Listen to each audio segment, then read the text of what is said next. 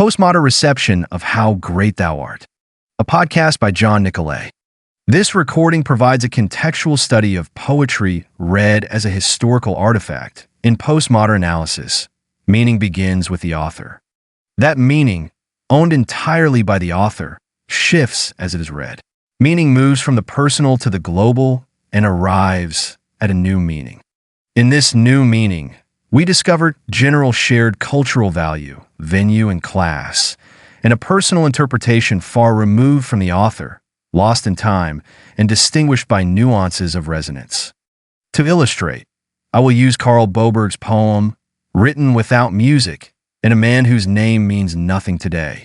Karl Boberg's hymn O Stoa Gaud, 1885, later adapted into the English hymn How Great Thou Art, is one of the most widely sung pieces of sacred music in the modern era. Its origins lie in a Swedish poem inspired by a thunderstorm, yet its trajectory has carried it across languages, cultures, and performance contexts.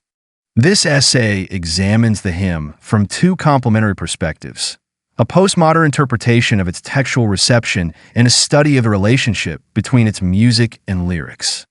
Together, these approaches reveal the layered complexity of a song that has become at once a devotional anthem, a cultural artifact, and a performance spectacle. Boberg's original 1885 poem shows a romantic naturalist sensibility. He depicts thunder, stars, mountains, and rivers as signs of divine grandeur, progressing from creation to redemption. The text follows a teleological arc, beginning with awe at the natural world, moving toward reflection on Christ's redemptive act, and concluding in hope for eternal life. His style echoes biblical psalms, offering humble, declarative praise. In Sweden, the hymn circulated locally before being translated and set to music. Its simplicity and scope made it popular in rural settings. Stuart Hines' 20th century English adaptation transformed Boberg's local poem into a missionary and evangelical hymn, with emphasis on personal salvation and Christ's return. By the 1950s, through the global platform of Billy Graham crusades, the hymn became a defining anthem of evangelical worship. From a postmodern perspective, the hymn is a shifting text whose meaning is not stable but refracted through translation, adaptation, and performance. Several dynamics illustrate this fluidity. 1. Fragmentation of meaning. The Swedish poem described a specific natural event. Its English adaptation universalized that moment into a timeless anthem. The text's meaning changes radically depending on the cultural setting. 2. Hyperreality of worship.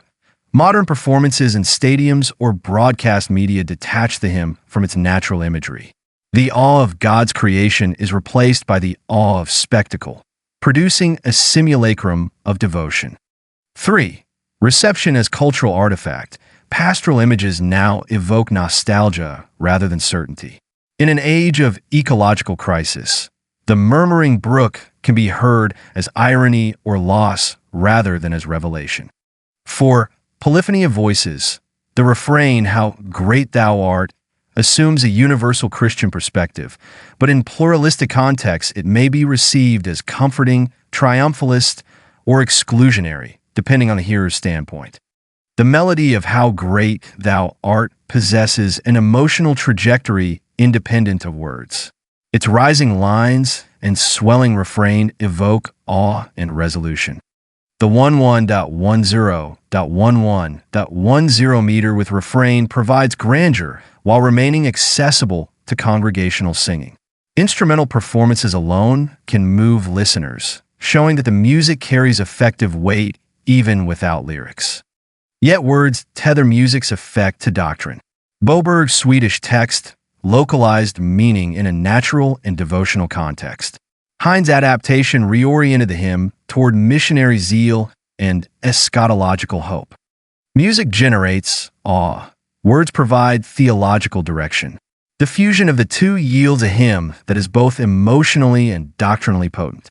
Had Boberg's text been paired with a different tune, its reception might have diverged sharply. A simpler melody could have confined it to Swedish churches. A martial tune might have lent it nationalist overtones.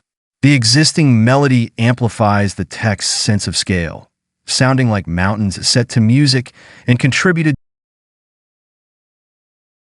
decisively to its global impact. The hymn illustrates how postmodern theory understands meaning as a product of interplay. Do worshippers love the words or the feeling that the words allow? The melody produces effective intensity. The text supplies theological scaffolding.